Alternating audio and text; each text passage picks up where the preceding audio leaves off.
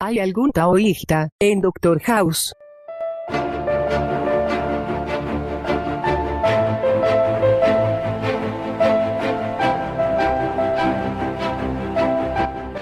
House es un personaje que, de muchas formas, se siente a gusto en la tradición filosófica occidental. Como demuestran sus habilidades de diagnóstico, pone énfasis en la razón, piedra angular de la filosofía occidental, siendo sus poderes deductivos, racionales, la principal atracción del programa. También representa otro punto central del pensamiento occidental, el ego. Vaya que si House tiene ego. Presentándose a sí mismo a un paciente le dice: yo soy quien te va a salvar la vida hoy. Y después de un diagnóstico exitoso declara, escribe en una nota: nunca debo dudar de mí mismo. Y cuando una ejecutiva miembro de la dirección del hospital determina que él es el médico de la región más capacitado para tratarla, presume: ¿quién es el hombre? Yo soy el hombre. La razón y el ser son dos áreas en las que la filosofía oriental difiere de su contraparte occidental. Reconociendo los límites de la razón humana, el Dao de Jing nos informa que los sabios difunden enseñanzas que van más allá de lo que puede ser dicho. Y subrayando la importancia de la humildad, nos dice que la autopromoción no es algo que dé distinción, no procura un brillo real. Así que conectar con Gregory House en el taoísmo puede parecer una idea imposible. Pero a pesar de toda su aparente distancia con el Oriente, es improbable que, de hecho, se le pueda entender plenamente sin la filosofía oriental en general, sin el taoísmo en particular. El taoísmo o daoísmo fue el gran rival del pensamiento de Confucio en la antigua China. Tradicionalmente, se creía que su legendario fundador, Lao Tse, era contemporáneo de Confucio, aunque los eruditos datan el Dao de Jing a algunos cientos de años después de ese periodo. Aunque el pensamiento de Confucio trataba mucho acerca de cómo cada uno debe desempeñar la función apropiada en la sociedad, el taoísmo hacía hincapié en encontrar el lugar apropiado de cada uno en el universo y abogaba por la espontaneidad en lugar de lo convencional. Eso sí, suena un poco más a House. Leer menos, ver más televisión. Quizá el mejor ejemplo de la función dominante que la razón desempeña en Occidente sea la definición de Aristóteles en torno a que el hombre es un animal racional. Según él, la razón es la esencia misma de nuestro ser. Es lo que nos define como lo que somos. Expresado en los orígenes de la tradición filosófica occidental, este punto de vista nunca ha dejado realmente de ser su centro de atención. Unos 2000 años después, René Descartes, el padre de la filosofía moderna, deseando descubrir lo que puede saberse con absoluta certeza, concluyó que, aunque él pudiera estar soñando o inmerso en alguna ilusión, la existencia de su facultad mental racional en sí misma, finalmente, está más allá de la duda. Él es, como dice, una cosa que piensa. Según la tradición filosófica occidental, la razón da acceso a la naturaleza fundamental de la realidad. Platón creía que el mundo físico que podemos ver, probar y tocar era solo semirreal, demasiado transitorio y fugaz para ser tomado en serio. Para él, la realidad inmutable pertenece a un mundo no cambiante, con formas como la belleza en sí misma, que se conoce sin más ayuda que por medio de la razón, poseído por una fe similar en cuanto a nuestra capacidad racional. El filósofo y teólogo medieval Tomás de Aquino creía que así como en casi todas las verdades éticas y religiosas importantes, la razón podía probar la existencia de Dios. Sin duda, ha habido reacciones en Occidente en contra de asignar este destacado valor a la razón. El romanticismo, por ejemplo. Pero desde el principio, la filosofía occidental ha señalado la razón como la característica dominante del ser humano y como aquello que lo define. Como digno personaje modelado a partir de Sherlock Holmes, House deposita su confianza en la razón. De hecho, el doctor llama al método socrático ese famoso estilo de cuestionamiento racional, llamado así en honor al fundador de la filosofía occidental, la mejor manera de enseñar todo, excepto hacer malabarismos con sierras eléctricas. Edward Bucklet expresa una idea que muchos comparten cuando le dice a House: pensé que te reías en la racionalidad por encima de todo lo demás. El compromiso de House con la razón no solo es teórico, sino también práctico.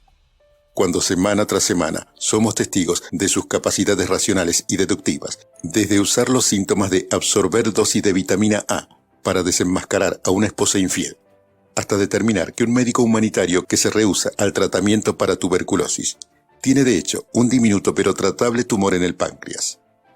O cuando, quizás con un poco de suerte, le diagnostica una mala regulación hipotalámica a un paciente que durante 8 años ha estado en estado casi vegetativo y amarrado a una silla de ruedas, permitiéndole con ello regresar a la vida normal.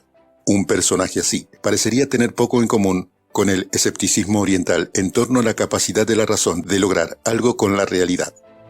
En ningún sitio es más aparente el simplismo que en el taoísmo, como deja claro la primera línea del clásico taoísta Dao de Jing. Hacer un camino que se puede expresar con palabras no es el verdadero hacer el camino. Yo dejaría la frase como se la conoce popularmente, es más bella. La idea del Tao está en el corazón de la filosofía china. Aparece no solo en todo el Dao de Jing, sino también unas 80 veces en los Anacletos de Confucio.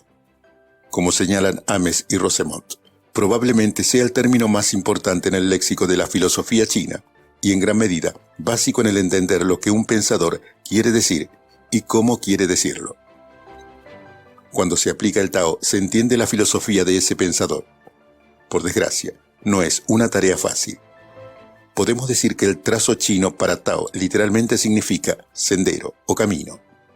También, agregan Ames y Rosemont, en su nivel más fundamental, el Tao parece denotar el proyecto activo de construir el camino y, por extensión, suponer que es un camino que ha sido hecho y que, por tanto, puede ser recorrido.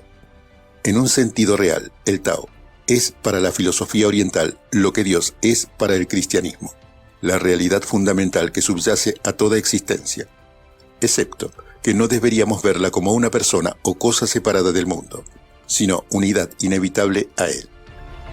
Entonces, decir que esta realidad fundamental no puede ser transmitida con palabras, es decir, que no se puede conocer, que está más allá de la comprensión de la razón. Parecería ser un caso de rutina, que House se alíe con el punto de vista occidental que destaca el poder de la razón, y no con el oriental, que hace hincapié en los límites de ésta. Pero su actitud hacia la razón es mucho más complicada de lo que podría parecer, como se da uno cuenta cuando su fascinación por un paciente mentalmente enfermo lleva a Foreman a exclamar con sorpresa: «Pensé que le gustaba racionalizar». No, es un hecho, a él le gustan los enigmas, y podríamos agregar que otras cosas también, incluyendo las series televisivas relativas a médicos, los videojuegos y las Monster Trucks. Cuando esperaríamos que fuera a consultar una revista médica o revisar las notas de los casos, House irrumpe en la habitación de un paciente en coma para ver un episodio de alguna serie referentes a médicos. Aunque es difícil cuadrar este tipo de actividad dentro de la confianza en la racionalidad, concuerda completamente con la actitud oriental que reconoce las limitaciones de la razón. Como dice el Dao de Jing, saber cuándo parar es la forma de evitar el peligro. El comportamiento aparentemente desconcertante de House es realmente un intento de frenar en seco a la razón. Este es un consejo que no solo sigue el cinismo, sino que también aconseja a otros, como cuando dice a Cameron que lea menos y vea más televisión. Lejos de ser bromista, este comentario intenta transmitir en términos concretos un reconocimiento de las limitaciones de la razón. Como cualquier buen taoísta, House sabe cuándo poner el freno. El sabio como estándar. La filosofía occidental utiliza comúnmente la razón para determinar el parámetro según el cual debe actuar una buena persona.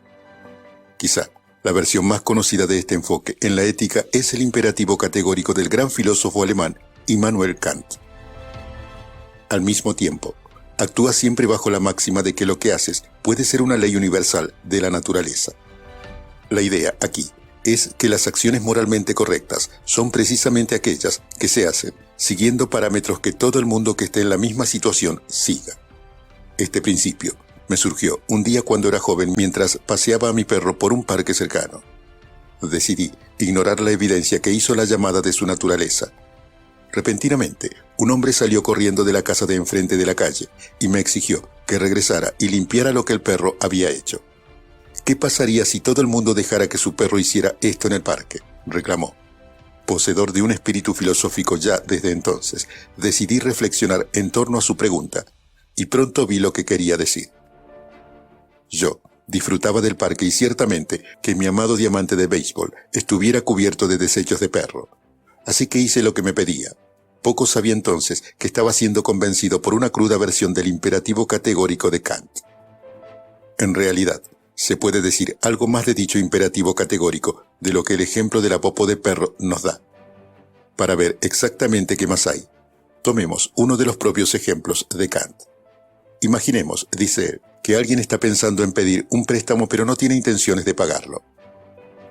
Ahora supongamos que esa persona se pregunta a sí misma, ¿qué pasaría si todo el mundo actuara siguiendo ese parámetro de hacer una promesa que no tiene intención de cumplir? Bajo esas condiciones, la persona tendría que admitir que si todo el mundo actuara bajo ese principio, no sería lógicamente posible considerar su acción, porque nadie tomaría en serio su promesa, ni la de nadie.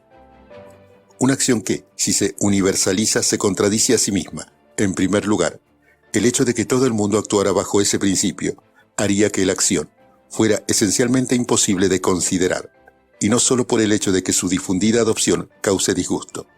Era para Kant la señal reveladora de la inmortalidad de la misma. Consideremos por un momento la relevancia de este principio para Gauss. Las listas de trasplantes existen para tomar decisiones de vida o muerte, dolorosas pero necesarias, respecto a quién será elegible para la oferta limitada de órganos. Si esas decisiones tienen que ser morales, Kant insiste, y la mayoría estaría de acuerdo, que tienen que llevarse a cabo en concordancia con principios que sean universales, esto es, parámetros que apliquen a todos aquellos elegibles para trasplantes. Y hablando en términos generales, esto es lo que ocurre. Los principios que por rutina se aplican para decidir quién obtendrá qué órganos. Reglas como las personas que tienen una mejor oportunidad de sobrevivir deberían tener preferencias respecto a aquellas que tienen una peor y aquellas con mayores amenazas sobre su vida.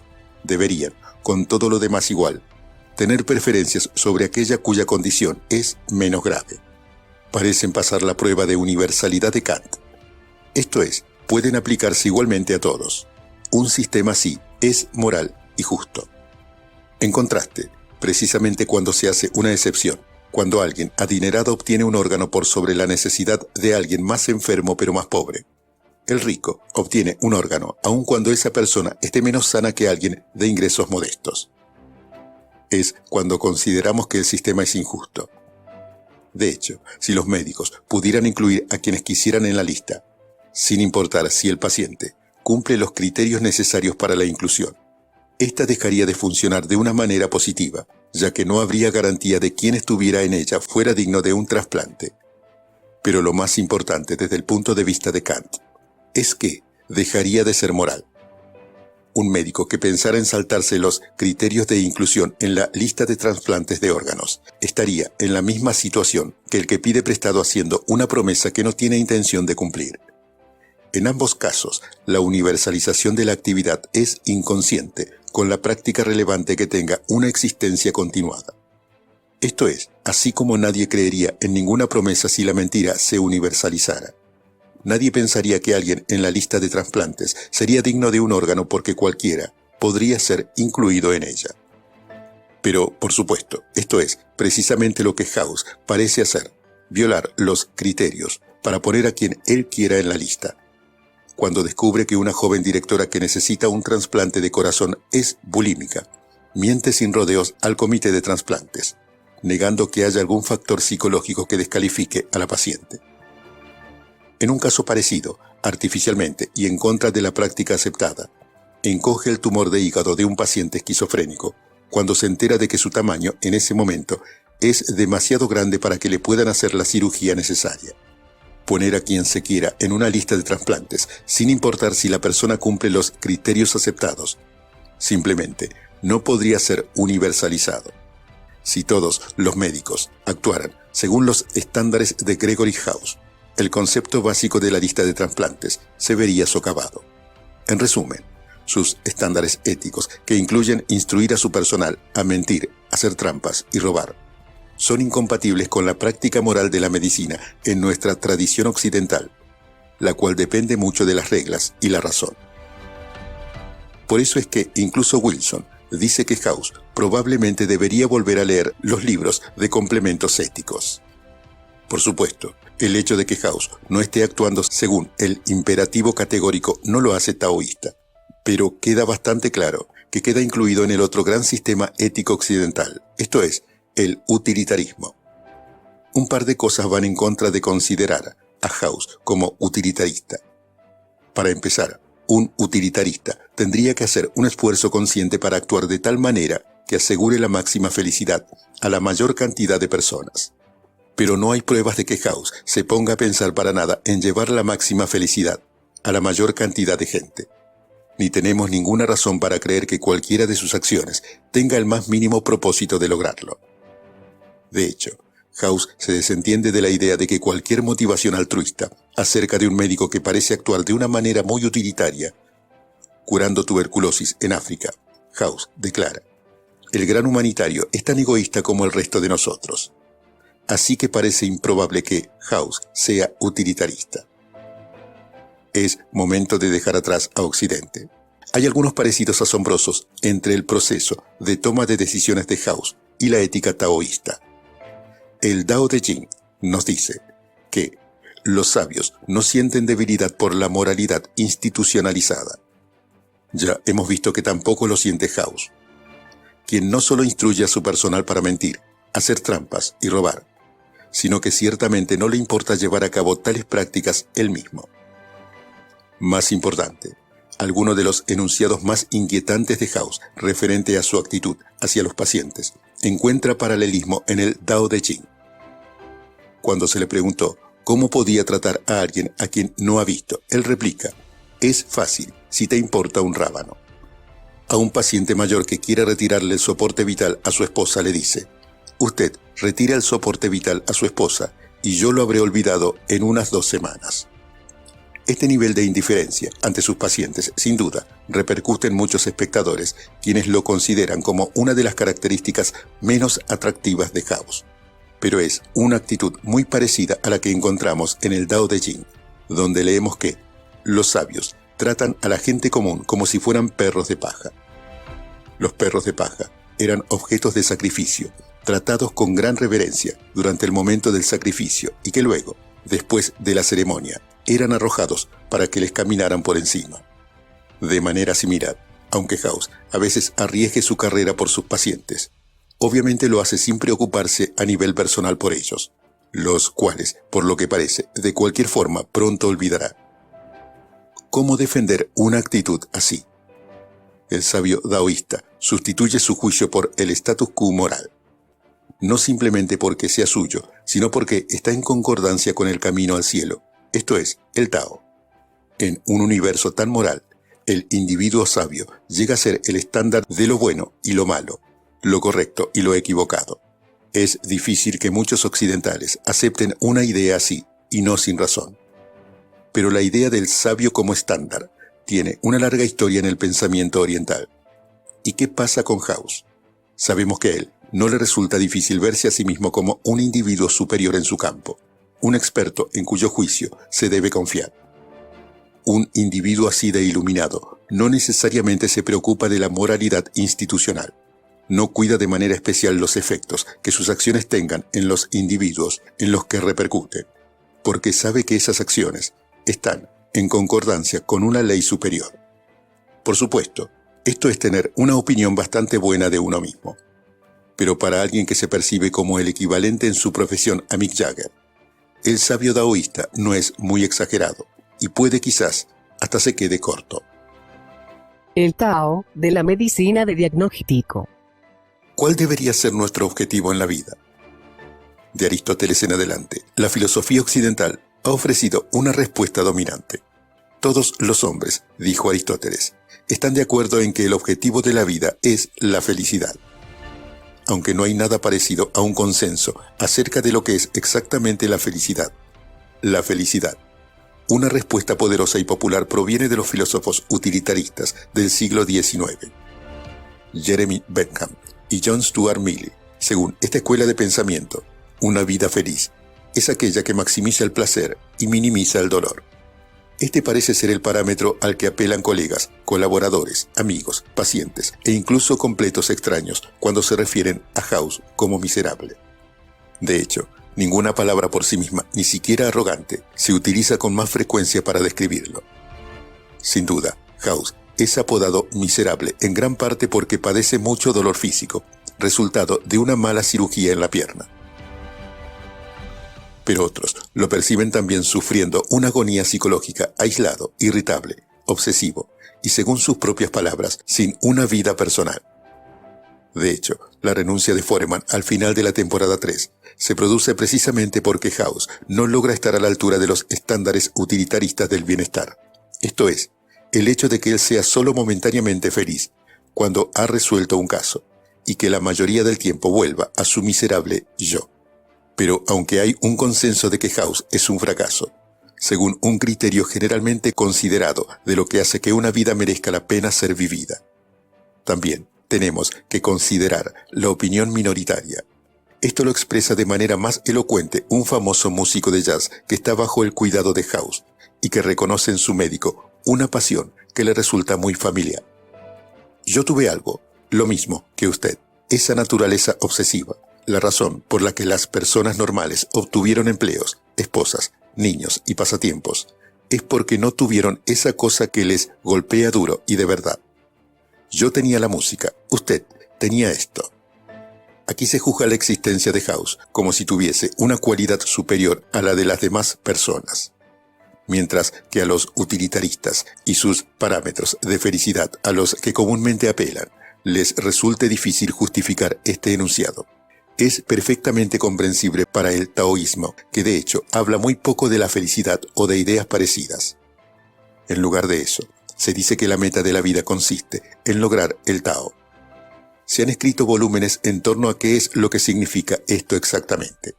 Fijémonos por un momento en un ejemplo útil que a menudo se utiliza para describir la práctica del Tao, el de un experto artesano practicando su oficio. En el taoísmo clásico, el Chuan Tzu nos hablaba de un carnicero, Kuk Ting.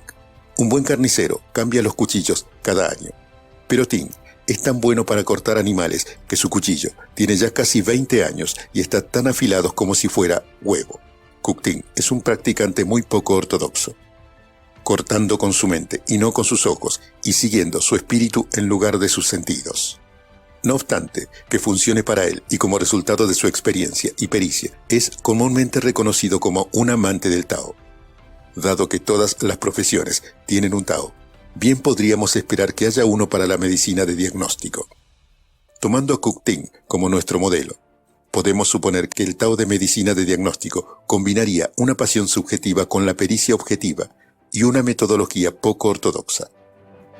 Entonces, ¿es House en realidad taoísta? No, hay muchos elementos del taoísmo que no encajan en él. Para esa cuestión, dudo que House pueda incluirse en cualquier sistema o teoría. Eso es parte de su atractivo. Pero quizá, al mirar más allá de Occidente, podemos llegar a un punto de vista más completo y equilibrado de un individuo verdaderamente desequilibrado, pero que es inherentemente fascinante.